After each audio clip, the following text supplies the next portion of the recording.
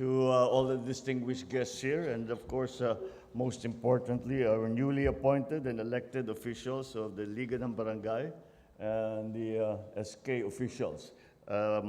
All my fellow workers in government, ladies and gentlemen, good morning and welcome to the Palace, Malacanang Palace. I extend my congratulations to all of you, to the newly elected Liga ng Barangay sa Pilipinas officers and the SK national and island representatives. I am very excited to be able to welcome you here into the palace because without a doubt, public service begins with you at the barangay.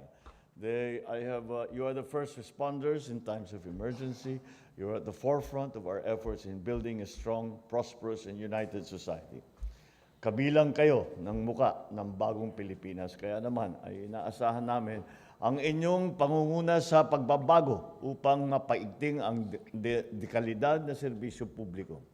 I have always said, and this is born of my experience in my time in local government, and that it is all very well for the national government. Dito kami, tinatrabaho namin, marami kaming ginagawa para pagandahin ang buhay ng ating mga mamamayan. At kahit na napakaganda at napakagaling at napakahusay ng aming pinaplano, ang aming ginagawa, kapag hindi kami tinutulungan hanggang sa barangay level, ay wala ring mangyayari. Hindi pa rin mararamdaman ng taong bayan. Kaya talagang huwag niyong iisipin na dahil sinasabi, mataas yung governor, mataas yung mayor, tapos kami, barangay lang kami, SK lang kami. Huwag niyong iisipin yun. Dahil napakahalaga ng inyong trabaho.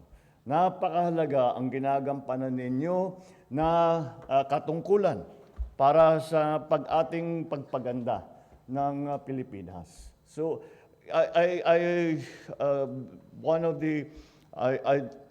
always say that my time as governor, my time as in the local government, was the time that I learned what happens at the ground level, how things work at the ground level. And I learned very, very quickly that the barangay officials and all of the other, mga volunteer natin, yung mga BHW, yung ating mga yung mga ating daycare center na volunteer, lahat sila ay napakahalaga. At yun na nga, kapag may sabihin na lang natin, hindi natin na ipaliwanag na mabuti sa ating mga barangay officials na ito yung ating pinaplano, ito ang gagawin ng national government, ito ang kailangan namin sa local government, ito yung kailangan namin sa mga barangay. Pagka hindi namin na ipaliwanag na mabuti yan, hindi talaga bababa. Kahit napakaganda, kahit napakahusay, kahit napakatama ang aming ginagawa, hindi talaga aabot sa baba. Kailangan yung laging nasa isip ninyo na kung hindi maganda ang ating pagdala ng serbisyo sa taong bayan at the local level, wala nang kabuluhan yun. Hindi talaga mararamdaman. And that's why this is such an important part of the way that we plan our economic policies, our political policies, all of these. And that is why we are trying to make sure that the voice of the local governments, not only at the provincial level, not only at the municipal and city level, but hanggang sa barangay level, hanggang nga sa volunteers, dapat kailangan pakinggan. And that's why umaasa kami sa inyo na nandiyan kayo, na tumutulong talaga sa amin, tumutulong para pagandahin, ngunit nakikinig naman kami, nakikinig naman ang national government sa inyo. At kailangan namin malaman kung ano ba talaga ang naging sitwasyon doon sa lugar ninyo. Wala nang mas eksperto sa bawat komunidad kung hindi ang leader ng komunidad na yun. Lagi kong pinagmamayabang ko nung gobernador ko. Wala nang mas nakakaalam sa Ilocos Norte kundi ako. Nobody knows more about my province than me because I'm the governor. And that translates to the local government, to the barangay officials. Nobody knows more about your barangay than you. That is why it is important that we listen to you. And we do. We will listen to you. And you tell us. Because ang lagi kong sinasabi, nung pumasok ako sa national politics, naging senador ako, lagi kong sinasabi sa mga kapwa-senador ko, makinig kayo sa mga lokal. Dahil ang dala nila, hindi naman problema lamang. Ang dala nila, may solusyon din yan eh. Tayo, nandito tayo sa Maynila, nagdidebate tayo, hindi natin alam talaga kung ano yung sitwasyon doon. Makinig ka doon. Pero hindi rin natin alam na solusyonan yan. Dahil hindi natin alam yung mga detalye doon sa kondisyon ng bawat lugar. Kaya't kailangan pakinggan natin sila. O sige, siyempre yung iba, yung iba, lahat naman yung talagang sincere na local government officials, talagang naghahanap ng solusyon. Hindi naman araw-araw nilang kaharap ang tao eh. Paano? Everyday, nagrereklamo. Boss, bakit naman ganito? Ba't di pa ninyo naayos ito? Kaya it's in your, I know it's in the interest of local government officials. Dahil, ang difference ng national officials sa local government, kami kaharap namin politiko. Kayo kaharap ninyo taong bayan. That's why that connection has to be brought all the way up to the national government. And that is why I hold in such importance the inputs that you give us. The SK, for example. We are probably the youngest workforce in Asia now, ang Pilipinas. Dahil ang average age ng ating mga manggagawa ay mga 25, 26. Yung iba, matatanda na. Kaya napakahalaga na yung mga kabataan ay maisama natin. I have been in the youth movement for most of my political life, and even before my political life. And it is very clear that government, for example, needs to be revitalized, needs to have new blood, needs to have new ideas, needs to have that determination and that energy that maybe the very high ups have lose sight of. Napakaganda makita na mga kabataan talagang hindi nila tinitigilan ang kanilang paniniwala na ipinaglalaban.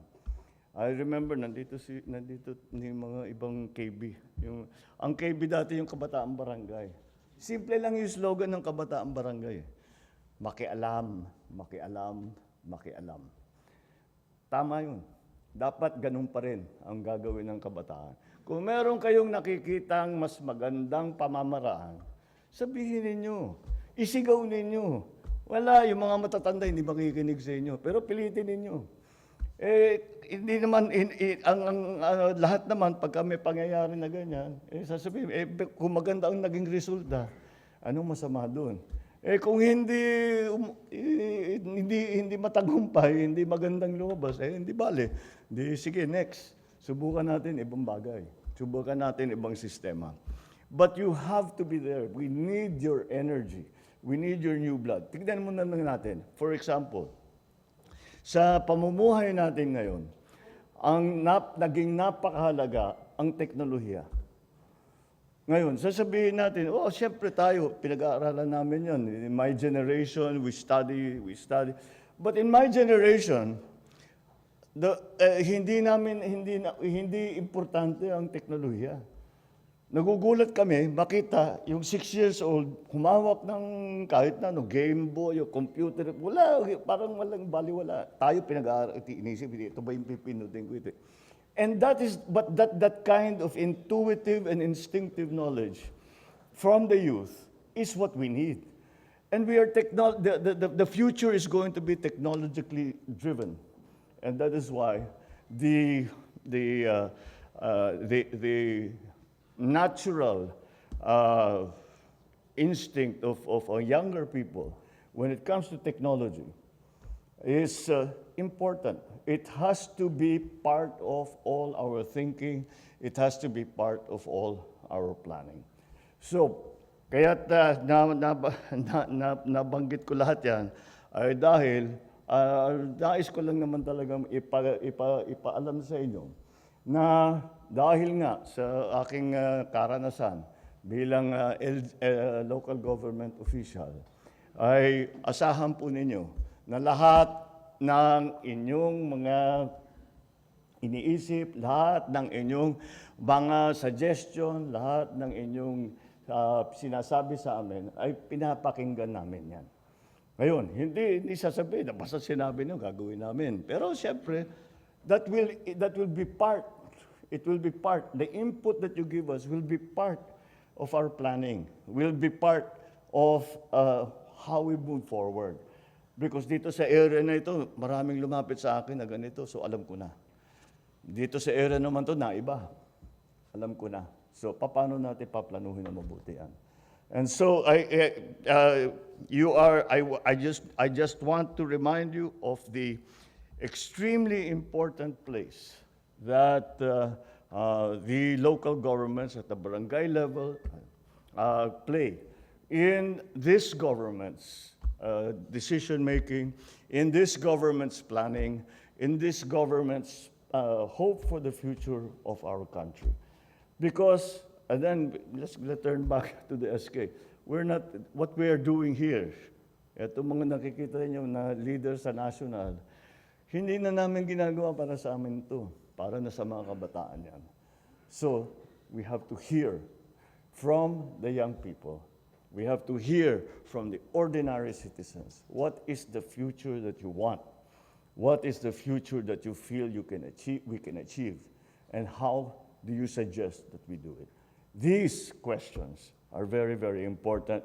And these are questions that we ask of the local government.